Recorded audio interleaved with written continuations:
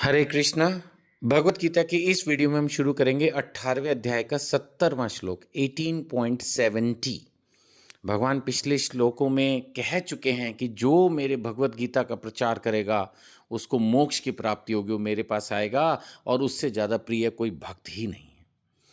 अब चलो, ये तो हुआ उसकी बात जो प्रचार करेगा। बाकियों का क्या होगा जो प्रचार नहीं कर रहे?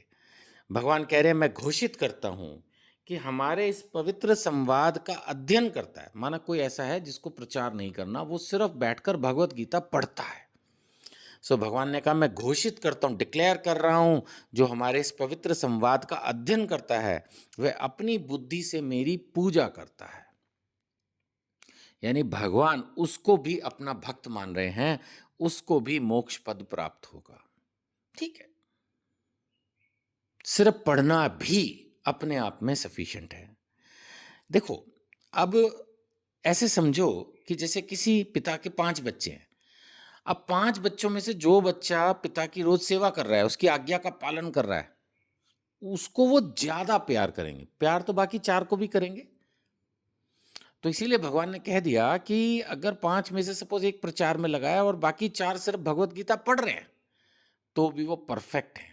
आखिर तब भी वो भगवान के बच्चे तो बन ही गए। भगवान उनको भी मोक्ष प्रदान करेंगे, क्योंकि अब वो भगवान के भक्त बन गए हैं। प्रचार करो, इससे अच्छा कुछ नहीं। लेकिन भगवान ने कह दिया, अगर आप पढ़ भी रहे हो तो भी आपको मैं अपना भक्त मानूंगा, क्योंकि तब आप पूरी अपनी बुद्धि से मेरी एक तरह से पूजा कर रहे हो। ये एक बड़ी पूजा है अगर आप भगवत गीता पढ़ते हो तो भी। अब जो सुनता है उसका क्या हुआ?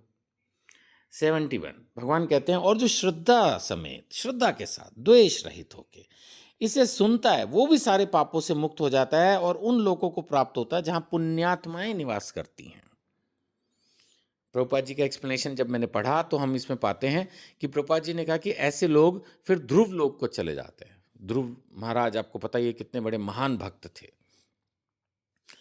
इसको सिंपल भाषा में ये समझ लीजिए कि उनको भी स्वर्ग की प्राप्ति होती है। जो भगवत गीता को सुनता है, सिर्फ सुनता है, ना वो अध्ययन कर रहा, ध्यान से पढ़ के उसको समझने की कोशिश कर रहा, सिर्फ सुन रहा है, प्रचार भी नहीं कर रहा, उसको भी एटलीस्ट स्वर्ग की प्राप्ति होती है, पापों से मुक्त हो जाता है। क्या कह रहे हैं भगवान? और जो श्रद्धा समेत तथा द्वेष रहित होकर इसे सुनता है, वह सारे पापों से मुक्त हो जाता है और उन शुभ लोकों को प्राप्त होता है। शुभ लोक, स्वर्ग लोक, जहाँ पुण्यात्माएं निवास। नेचुरली जो पुण्य करे जा रहा है वो भी तो स्वर्ग में जाता है। ये हम बहुत बार चर्चा कर चुके। वहां पहुंचता है वो भक्त जिसने भगवत गीता सुनी है। अब आपने सुन ली, स्वर्ग के लिए तो आप एलिजिबल हो ही गए। प्रचार कीजिए तो आप भगवान के धाम भी पहुंच जाएंगे। हरे कृष्णा।